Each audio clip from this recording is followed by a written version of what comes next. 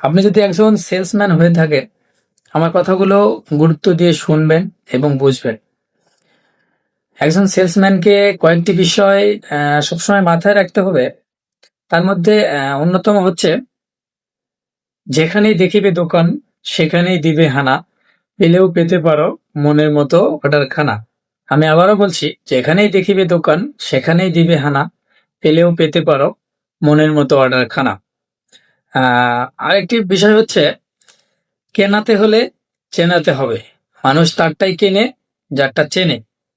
একজন কাস্টমারকে বোঝাতে হবে যে অন্যান্য কোম্পানির প্রোডাক্টের চেয়ে আপনার প্রোডাক্টের কি কি গুণাগুণ ভালো আছে বা খারাপ আছে, ভালো দিকগুলো এবং খারাপ দিকগুলো উভয়ই বোঝাতে হবে।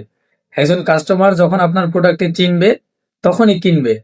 তাহলে কেনাতে হলে চেনাতে হবে, তারটাই কিনবে যারটা চিনবে। সর্বশেষ একটি বিষয় বলতে চাই, সেটা হচ্ছে বাঁচতে হলে বেচতে হবে। ততদিনই বাঁচার মতো বাঁচবেন যতদিন বেচবেন। এখানে বোঝার অনেক কিছু আছে। শেষ লাইনটাতে কি বুঝলেন অবশ্যই কমেন্টে জানাবেন।